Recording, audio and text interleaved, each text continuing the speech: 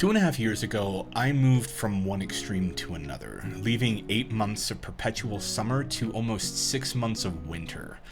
Before moving to Colorado, I always had this perceived image of what living in the mountains would be like. And while some of it was accurate, I had a lot of misconceptions. So today I'm going to do something a little different and discuss why I moved here of all places and what I've learned in that time. I'm going to go over the pros and the cons and hopefully give some better insight into the realities of living in the mountains in one of the most beautiful states in the country. So let's get into it.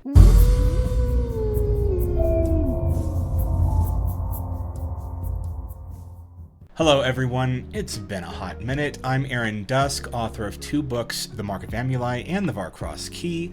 So if you want to check out what they're about, the links will be in the description. Also, I'd like to take this time to mention that the Varcross Key audiobook is now available on Audible, as well as my Patreon shop.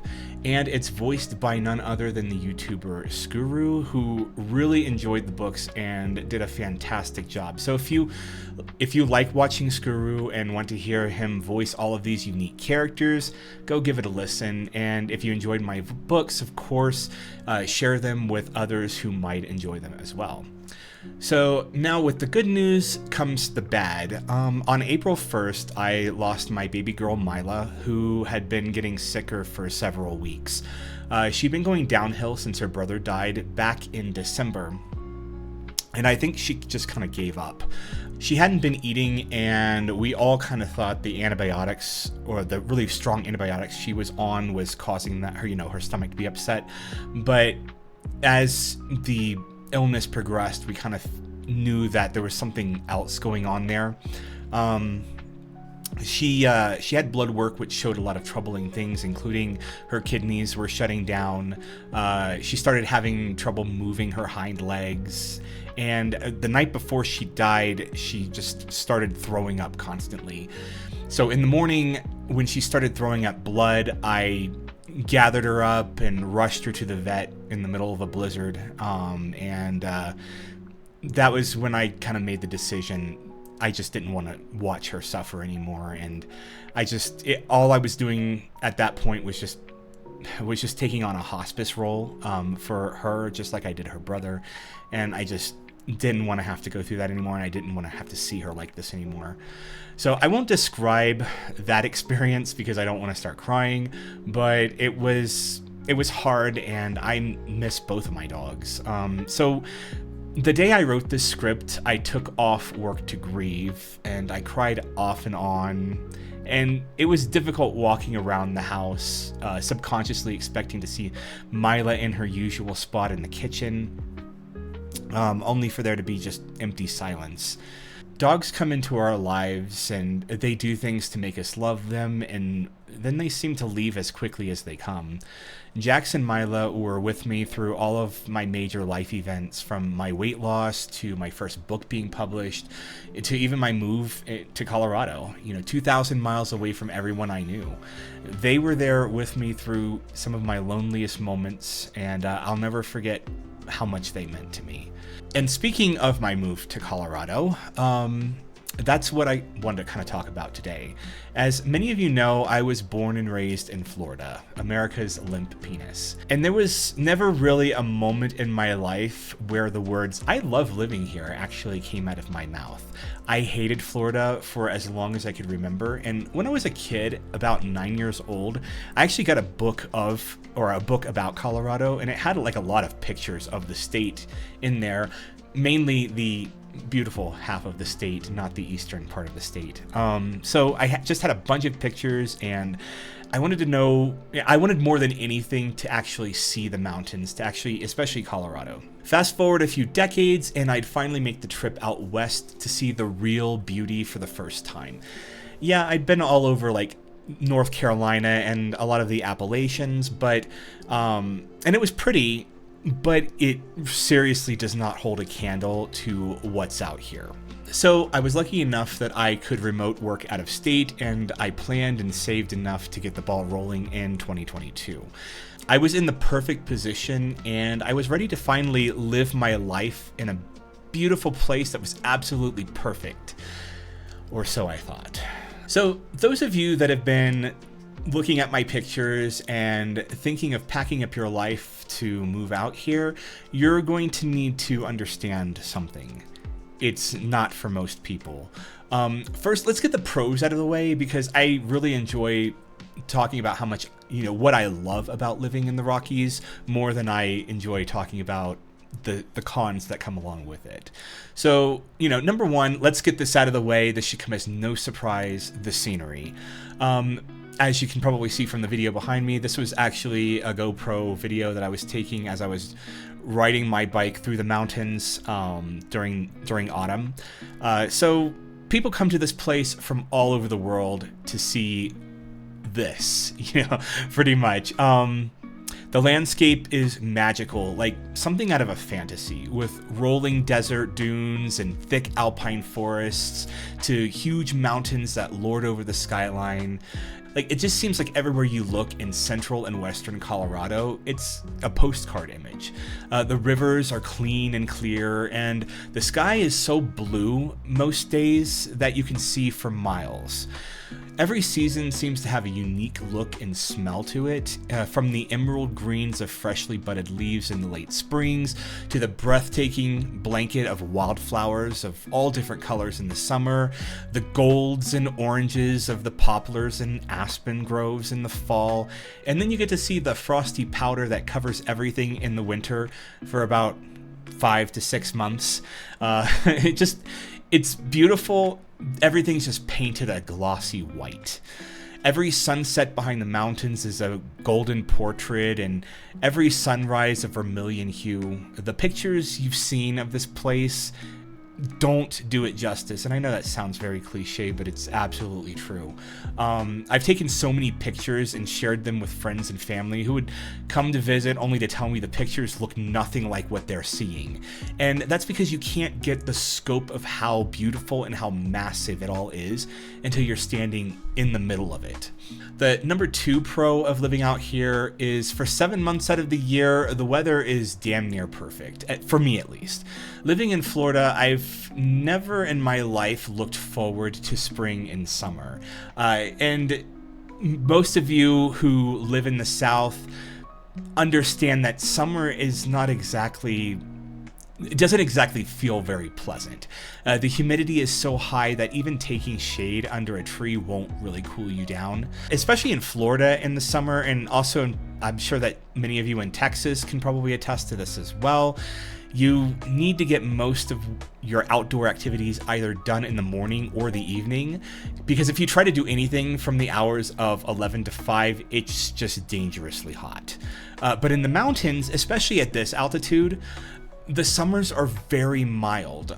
Once the snow melts, you'll usually get temperatures that range from the mid 60s to the mid 70s, occasionally getting up into the 80s for a few days a year, but that's not that common up here, at least up here.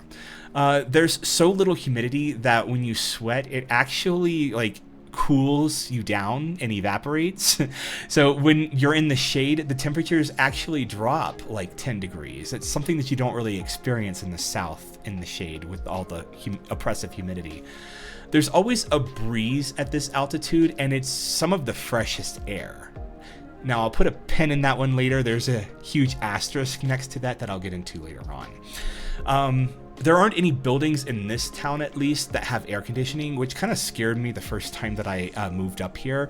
I've always had air conditioning, and being without it kind of sends me into a panic. But here, you can actually open the windows and cool air just blows in from outside. Amazing, I know. It's just something that you don't really do in the South in July or even May. You don't open the windows up. You don't open the windows down there. At least if you're not 70 or 80 years old and no longer knows the difference between hot and cold. During the evenings and into the night, it can drop well into the 30s and 40s. And in fact, since most of Colorado is arid, and the further south and west you go, it's just as dry. So the more desert it becomes. So you get those major fluctuations in temperatures between, afternoon and evening.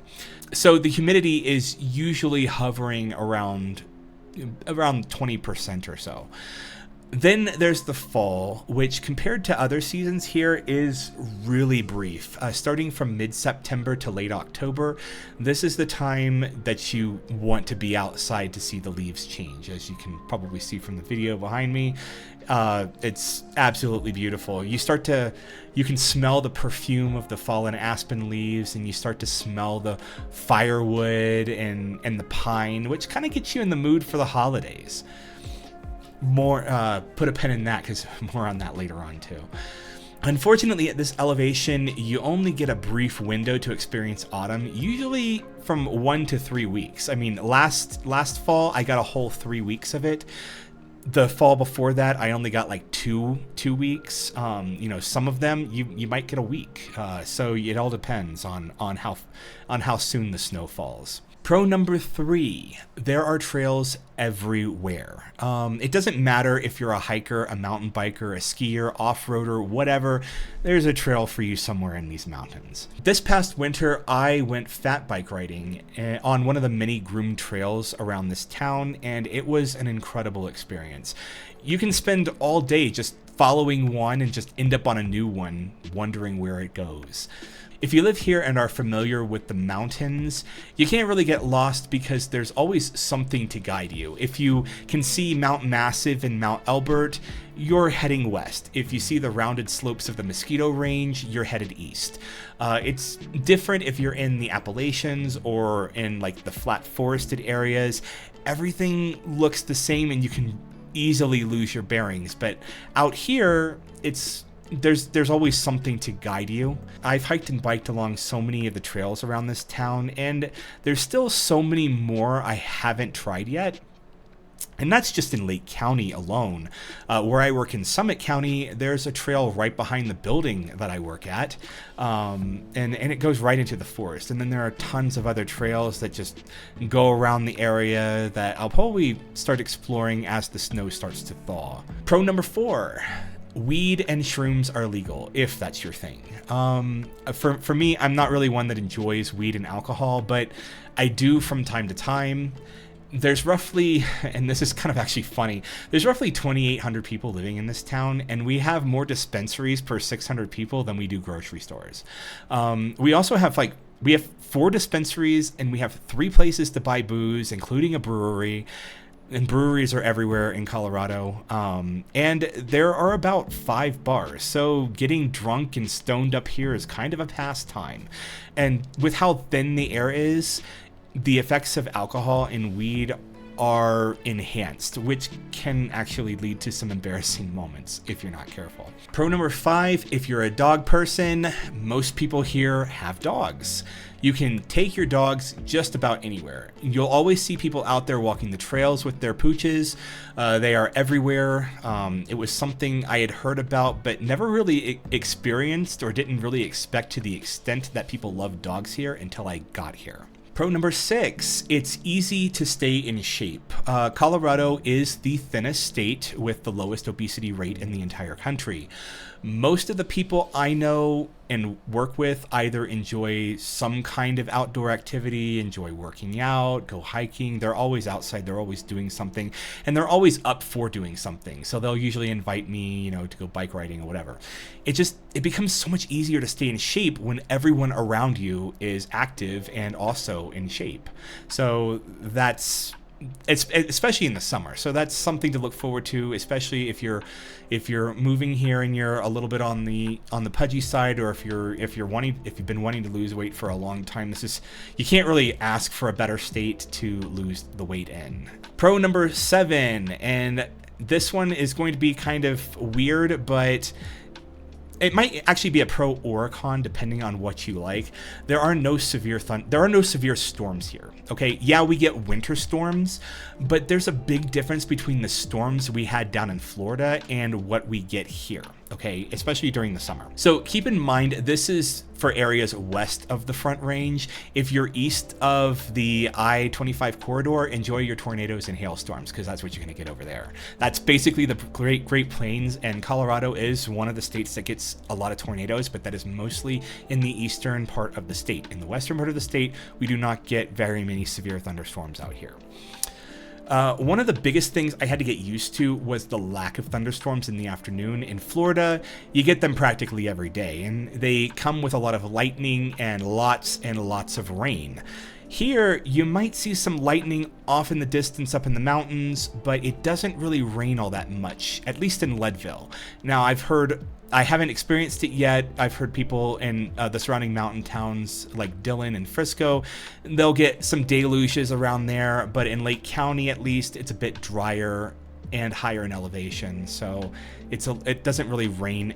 And it doesn't even really snow as much here either. It does snow a lot, but it doesn't snow as much as the surrounding towns. And I think that's because we're kind of nestled in a rain shadow in the mountains. Also, the rain a lot of times comes down as what is known as graupel. And that is a word I did not learn until moving here. I thought it was just very small hail at first, but it's just frozen rain, which I guess is hail of sorts, but we get it a lot in the summer at these elevations, and it's not usually warm enough here to get a lot of lightning and convection, but every now and then we do. Something funny, I actually looked up what natural disasters there were around this area, and everything was pretty much low, but there was a medium risk for a volcanic eruption. Yeah, I was just as confused as you are right now. I didn't know there were any volcanoes in Colorado, but apparently there's a dormant volcano about 30 miles away near Glenwood Springs. So yeah, there is a volcano near me, which is kind of neat. Now that we've gotten the pros out of the way, I'm going to go over some of the challenges I faced living here. Some of them I expected, and some of them actually kind of took me by surprise. So, con number one, and this is going to come as no surprise whatsoever, it's the winters. Wish me luck. Complaining about winter has become a bit of a cliche because no one really likes the winters up north, but there's a difference between the winters in the Midwest and Northeast and the winters in the Rocky Mountains, okay? And it was something I wasn't really expecting, okay? I was expecting snow. I was expecting a lot of snow. I didn't come into this completely ignorant, but I was not expecting that once the snow starts, it doesn't melt. It stays, okay? It starts mid to late fall, and it does not melt until spring, usually late spring, especially the higher elevation you are. Up here at 10,000 feet, the leaves won't start budding on the trees until June, okay? The snow won't start melting until, probably about May 20th. So, that's something that you have to kind of expect when you live at these elevations. And it also doesn't get above freezing for several months up here as well. And also, when areas are in the shadows of mountains, you won't see that snow melt until mid-June. This kind of actually reminds me of the song that Stan sings at the start of South Park, where he's like, the sun is shining and the grass is green under the 3 feet of snow. Well, that's actually a real thing. And South Park is kind of modeled after the town of Fairplay, which is east of here and sits just slightly lower in elevation than Leadville. If you come from the south like me and have never skied or even driven in snow before, the winters are going to be a bit of a shock. Even if you come from the northeast and are used to the snow, the sheer amount and the windy, treacherous mountain roads are going to rattle you. When I first moved here, I thought all-season tires are going to be just fine in the winter.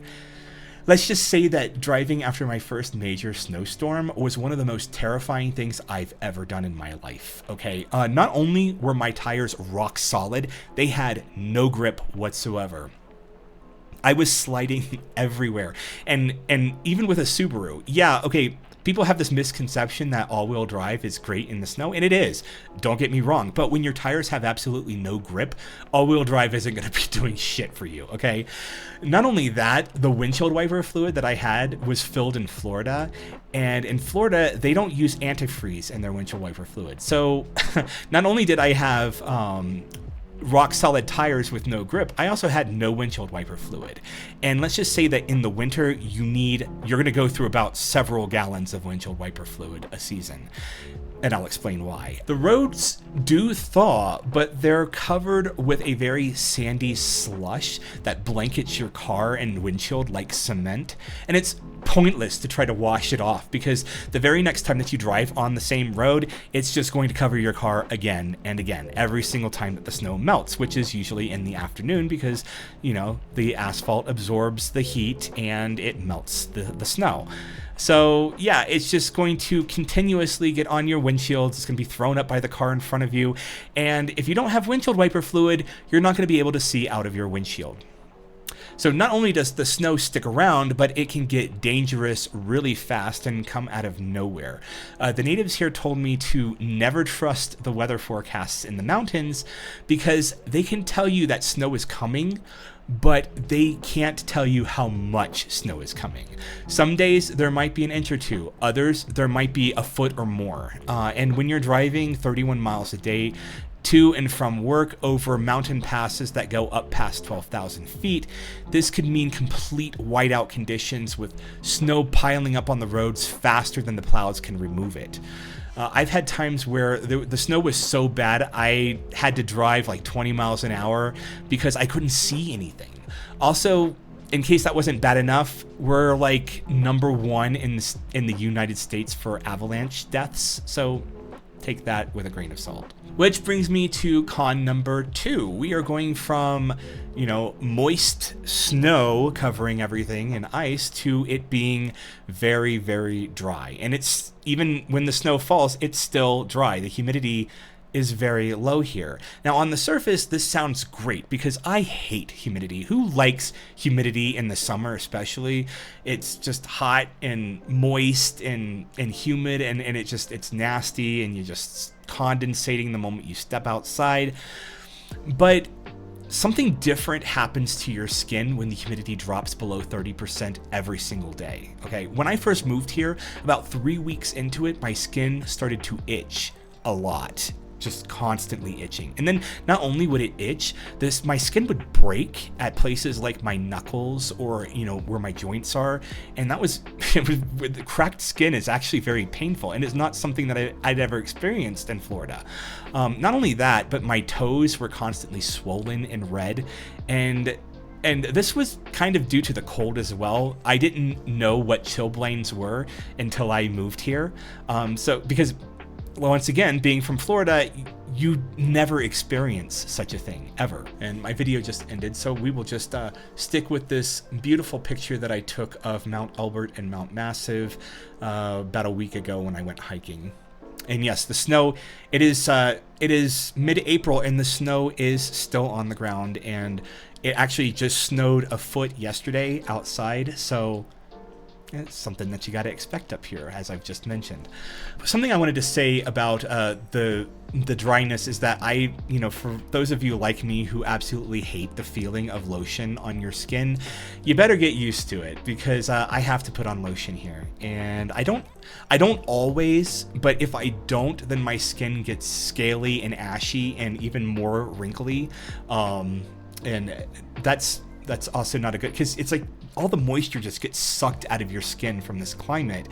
And you actually, like, if you have like any wrinkles at all, like if you're 42 like I am, it looks absolutely like my hands look like I'm 80 fucking years old, because they're so dry and so wrinkled. So yeah, you have to keep the lotion on, because every bit of moisture is just going to be sucked out of your skin. So con number 3 is, at least here, it's remote, okay? And living in the mountains, especially the more affordable areas, you're going to be giving up certain things. Granted, there are resort towns that have a lot more as far as amenities, but not everyone has a spare $5 million to buy a house or an extra $4,000 a month for a 1-bedroom apartment.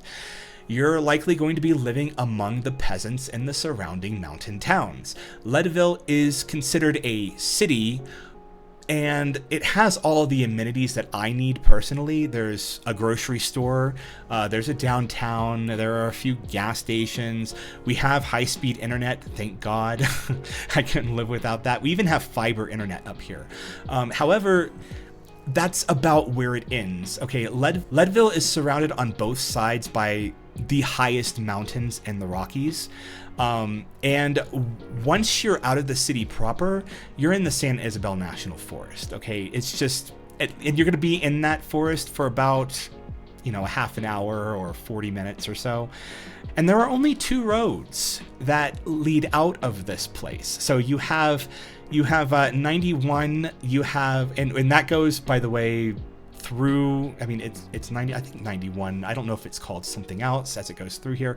And then you have the road that goes toward Minturn. I forgot what number that is. I think it's 25, 29. I don't know. It's in the 20s something. It could be 21. I never take that road because I work in Frisco, so I take 91. But whenever I go to Eagle County, like to Avon or something, I'll take the other road. And that's usually during the summer. So yeah, there's only 2 roads. So if they get blocked for any reason, you're kind of stuck where you are, or it becomes a 2 to 3 hour detour to go to another road to get here, because there is no direct route over these mountains in most places. So we only have 2 roads. That means getting mail can be delayed or even downright impossible at times. It can also mean that there are less products for you to buy. I have to do a lot of my shopping online. Prices of food and gas go higher than even the surrounding resort towns. And if you happen to like the city nightlife in places like Denver, don't even bother with that shit out here, okay? Everything closes by like 10 o'clock, and some days they don't even open at all. So, and this is true for a lot of the mountain towns around here in Colorado. Con number 4, and this is going to make some of the people who live here laugh, red license plates. If you see a red license plate, or if you see a license plate with red numbers and like red mountains, or even an out-of-state license plate, you're in for a bad time, especially in the winter. Since we have so many tourists here and in the surrounding towns, we get people who do not know how to drive properly through the mountains, especially in the winter. They can and usually do end up causing accidents. You will see them everywhere, and that's just the nature of living out here. We thrive on tourism, so it's kind of a necessary evil.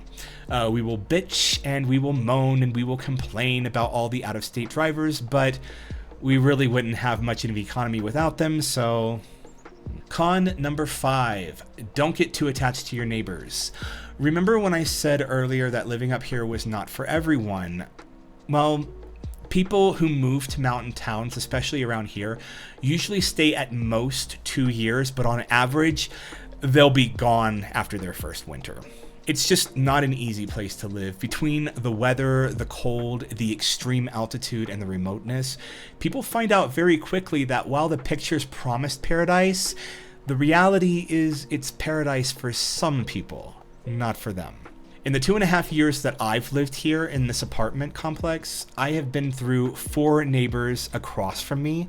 The neighbors on the second floor are constantly moving in and out, and I'm about to lose, one of the neighbors that I've actually just gotten to know and have gotten close to. He'll be leaving in May, and his family will be leaving in May. So yeah, it can be, forming a community in a place where it's hard to live long term can be daunting and isolating. And suicide rates are very high in mountain towns for this reason. And I didn't know the extent of it until I had a ride-along with one of the sheriff's deputies at, where I work. And we drove through Summit County, and he was explaining to me, why. First of all, he was explaining to me that the suicide rates are very high here, and they actually have a team. The sheriff's office actually has a team devoted specifically to mental health. They're called the SMART team. And they actually deal a lot with, suicide threats and even unfortunately suicides that do happen here. And one of the reasons is people move here expecting to run away from their problems, only to find that the problems kind of follow them. They never really go away. Only now their only support group is thousands of miles away at times. Okay, so or it's just non-existent altogether. And I found this out very quickly last year, and that experience to me was absolutely terrifying. And of course, now that I no longer have my dogs to keep me company, it's more important now than ever before to actively engage with and find a community, because harmful and intrusive thoughts can come quickly and easily up here, even when it's so beautiful outside. Even when you look at these pictures behind me, you're thinking to yourself, how can you possibly have these, these terrible thoughts, or suicidal ideation or whatever?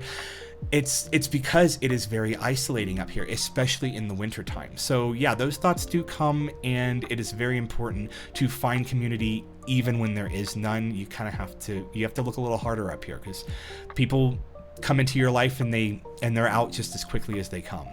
I'm still on the prowl for someone I can settle down with, but I need to find, a real mountain man who actually loves it out here as much as I do.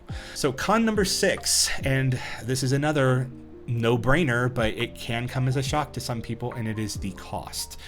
Colorado in general is an expensive state to live, but out here in the mountains, it is incredibly expensive to live out here, even in Leadville, which is one of the last affordable places to live in the mountains.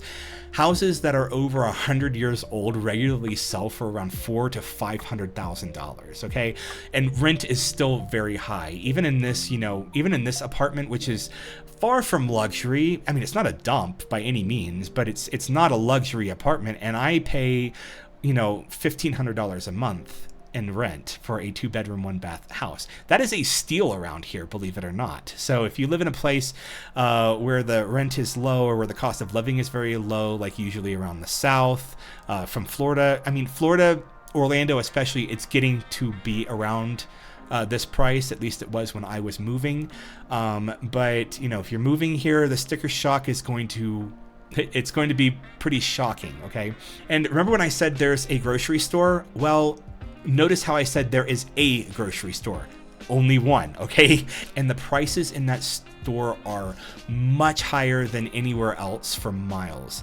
I usually pick up groceries in Frisco rather than spend a small fortune buying groceries in Leadville.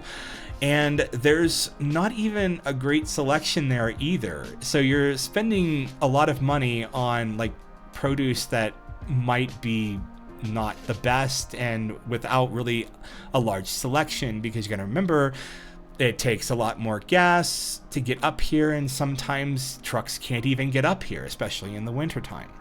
So there's so most of the people living here only shop at these places to get their odds and ends, but they will drive usually for 40 minutes to an hour away in either Summit or Eagle counties to buy groceries. And speaking of Summit County, if you want to live there, you will either need to be a millionaire, or you will need to work in the city and wait for a lottery for affordable housing. Yes, you heard me correct. You need a lottery if you live here. If you're an actual person who lives and works here, you need to sign up for a lottery just to get affordable housing here. Welcome to a blue state. That's just the way it is around here. And we all know this is unsustainable for any kind of community to thrive, but between the skyrocketing taxes and the complete devastation of short-term rentals owned by people from Texas and California, owning anything here is not realistic for the average working person. The Denver metro area is becoming more like LA and Portland, with the homelessness and the lawlessness on the rise, and a lot of that rot kind of spreads into the mountain towns. Luckily, it's still safer to live out here than it is in any of the Front Range cities. So if you're moving here from cheaper states, like I said, like Florida, Texas, most of the South, Oklahoma especially, you're going to get a sticker shock with how much everything costs. Con number 7. And this kind of ties in with some of the earlier cons: very few amenities, even necessary ones. Remember how I said that in this part of Colorado, everyone has a dog? Well, if you live in Leadville, good luck finding a full-time vet. And better yet, good luck finding a full-time groomer. I don't think we've had a groomer here in the entire time that I've lived here. And something as simple as a haircut will easily cost you $50, and it's usually a 2-week wait to even get into the barbershop. So, you know, visiting a local doctor is a luxury if you can even find it. There's no 24-hour stores, and you'll be hard pressed to find any place that's open a full 5 to 7 days a week, even the dollar store. Okay, so when I was between jobs, the only affordable vet was about an hour and 20 minutes away in Fairplay. And remember, I said Fairplay was to the east of us. Okay, and Fairplay, if there was a direct route to it, would probably take about 25 minutes to get to. Well, you can't drive over those mountains. I mean, you probably could, but I think you need like a 4x4, and that road is usually closed. I think it's like the Tennessee Pass or something like that. Yeah, you can't really there is no direct route to Fairplay. So it was an hour and 20 minutes. You had to drive south or north through Breckenridge and then back south through Park County, or you had to drive all the way from the south through Buena Vista and then come up through Park County again to get there. It was such a pain in the ass, but it was the only affordable vet. And then, like, after I got my job, the closest vet was in Frisco, which is about 38 minutes away. So neither vet is open on the weekends either, nor is there an emergency vet outside of Denver. So if your dog is dying, it's likely going to die up here unless he or she can hold out for 2+ hours to get to the nearest emergency vet. And you would think, man, this is kind of odd for a place that has such a high rate of dog ownership, but yet lacks these essential amenities. But that's the reality of living up here. Since everything is so expensive, and while I don't want to get too political here, blue states and counties aren't exactly business friendly with all the regulations and red tape. Starting a business in a mountain town has a lot more hurdles than other places in the state or even in the country. Being from Central Florida, I was never more than like 20 minutes away from an emergency vet, and my vet was about 5 minutes away and open 7 days a week, okay? But living in Central Colorado is not like living in Central Florida. So yeah, this video was something different, and while there are a lot of cons, it would take something majorly catastrophic in my life to get me to move away. The pros to me outweigh the cons, and I feel more at home in the mountains than anywhere else, especially anywhere else in the country. And while Colorado in general has a lot of things wrong with it, and they are mostly political things, I don't base my feelings about an area on politics or even the people, because I tend to like living in places where there aren't that many people. And I also don't begrudge people for leaning one way politically or another, even if I disagree with a lot of it. After having lived in a very conservative state and moving to a deeply liberal one, I can honestly tell you that the fringes on both sides are very similar to one another, okay? They're just, people... Like, I used to think that, because I mean, I tend to be more moderate in my views. So, in conservative areas of Florida, I'm thinking, well, this is just so very conservative and so, so podunk and, extreme in their views. And then I moved here, and it's like people are way extremely left here, and it's kind of shocking, almost to the point of being really stupid. So it's like there was a saying that I had heard once before, where you can be so far one way or another that you actually end up being the very thing you hated. And that is sort of how I see the liberals here. They've kind of looped back. They've become so liberal that they've become the authoritarian entity that they actually hate. And the weird thing is that they can't see it. And it's the same thing for the conservatives. Like, you can go so right that you become the very thing that you despise about the liberals. And it's just, it's really something to see. Like, people can become so blinded by their own bubbles and their own circles that they don't actually see it. But that's a whole other topic that I will probably never get into on this channel, because quite frankly, I am so sick of hearing about it. And it's why I'm in the middle of nowhere, surrounded by nature. If I want to shut out the world for a few days, It's so easy to do here. I just take a few steps outside of my house and end up in the woods. And I can just turn the world off. It's so easy to do up here. And it's, like I said, it's not perfect. And I don't think any place can be perfect. But after almost 4 decades of longing to live here, I feel like I finally made it home. And I definitely would not, I kind of want to die here. Not anytime soon, obviously. We did talk about the mental illness and stuff that comes up here, but I want to grow old here. I want to grow old here. I want to be buried here. Like this is a place that I feel like, you know, I can call home, even if there is no community, even if people do move away. And I just haven't found my people yet. I haven't found the right people yet. I haven't found my significant other yet. There was a reason why I was drawn to this place, perhaps. I don't know. Will I live here forever? I don't know. I can't predict the future. I do know that I won't move from the mountains. But if it's here in Leadville, if it's in Summit County, if it's, you know, in Wyoming or Montana or Oregon or Washington, wherever, I'm still going to be in the mountains. It might not be here, but, you know, it'll still be in the mountains. I'm hoping it'll be here, but you never know. So, and I do know that, yes, the winters, like, people are moving away because it is cold here. It's cold all year long. I mean, even in the summertime, even when it's on the hottest days, like, you know, I think one time it got to like 86 degrees here and everybody was like, oh my God, it's so hot. And here I am from Florida where it's fucking 103-degree heat index 7 days a week. I'm like, this is hot. This is actually a very pleasant day to me. But that night, you know, those nights, it drops well into the 40s. So that's not something that you get in Florida. It's 103-degree heat index and it stays 70 degrees at night with a 70% humidity. So yeah, it's not perfect, but it's perfect for me. It might not be perfect for you. In fact, chances are it probably will not be perfect for you. It takes a certain type of person to live up here. And quite frankly, a lot of you guys out there are pussies. You guys would never survive in this place. And I say that with love. So until next time.